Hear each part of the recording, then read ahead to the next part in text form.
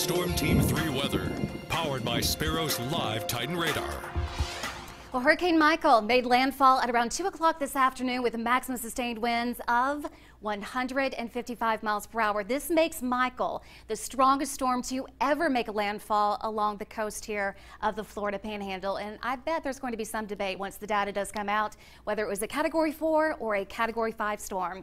But tonight, we are still tracking the storm system as it continues to track to the northeast. The eye of the storm, see right there in the center, it's actually approaching southwest Georgia, and we here at home, we are definitely going to see storm impacts from the hurricane. As we take a live look with our Dozier Lock Cam, overcast skies, we are seeing a few rain showers, but not a lot of rain yet.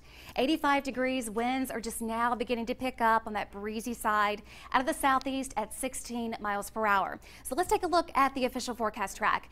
Just came in at 5 p.m. Category 3 storm, winds of 125 miles per hour, but this storm still has gusts as strong as 155. Now the storm is going to keep on tracking to the northeast.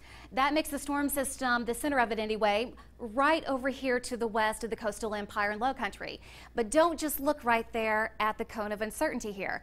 This storm system is large and it's strong, and we are on the side of the storm system where we are going to feel the storm impacts. Because of that, we do have a hurricane warning in effect for one of our counties. That's for Jeff Davis. Reason why? There's a greater chance you are going to see hurricane force winds. That means winds stronger than 74 miles per hour. As for the rest of us, we are under a tropical storm warning. That means we could see winds anywhere from 39 to 73 miles per hour. Next, we have a tornado watch that's in effect for almost all of us except for our South Carolina counties. Now this goes until 2 o'clock in the morning, and as a reminder, a watch means that tornadoes could develop. So let's talk about the main threats that we are facing. First of all, the tropical storm force winds. Yes, some of us could definitely see wind gusts up to 55 miles per hour, if not a little bit stronger. Widespread rainfall totals of 2 to 4 inches.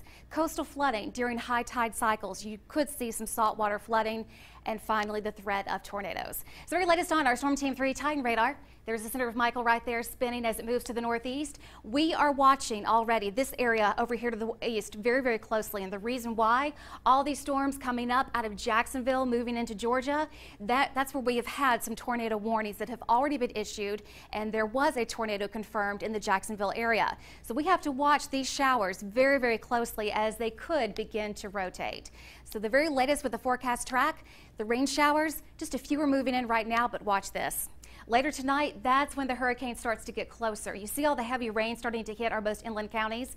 That's at around 11 o'clock tonight. That is going to continue during the overnight hours. So if you live to the west of I-95, you are going to see the heaviest rain for sure. And the storm is not going to move out until Thursday after lunch. Now let's talk about the wind. What I want you to do is focus on this area right here. That is where the center of Michael is, right? It's going to keep on tracking the northeast. But take a look at how strong the storm wind gusts are on the eastern side of the storm system. That's where we come into play. So looking at sustained winds as we put this into motion at around 2 o'clock in the morning, that's when we could see wind gusts, actually sustained winds of around 45 miles per hour in Vidalia. Then it goes up to 49 at around 3 o'clock in the morning, and then we'll continue into Sylvania. Next, we're going to take a look at wind gusts, and that's when the winds are actually going to be stronger. So at 2 o'clock in the morning, could see a wind gust up to about 62 miles per hour. That will continue to head up to the northeast. So your strongest winds will be farther inland and also right along the coast. Winds that will definitely be strong enough to knock down trees and also cause some widespread power outages. So overnight lows tonight, we're dropping to the mid to upper 70s. It's going to be a very, very warm night. Tropical storm conditions, the rain, the gusty winds, and then tomorrow, especially first thing in the morning, we will still have those tropical storm conditions, but it should begin to improve later in the day. So with your 7-day forecast, we still have about 24 hours to go before we really start to see good weather return, and it will get good. Over the weekend, this is what I have some good news. Low to mid 80s and overnight lows, we're doing it. We're dropping to 59 by Saturday morning. All right, Kris, we know during severe weather it's important to have a game plan, but thankfully we want to make sure our viewers do understand an evacuation does not exist in this game plan this time around. That's right. We're getting some messages where people are saying that the hearing reports the storm system is actually getting stronger as it goes over land.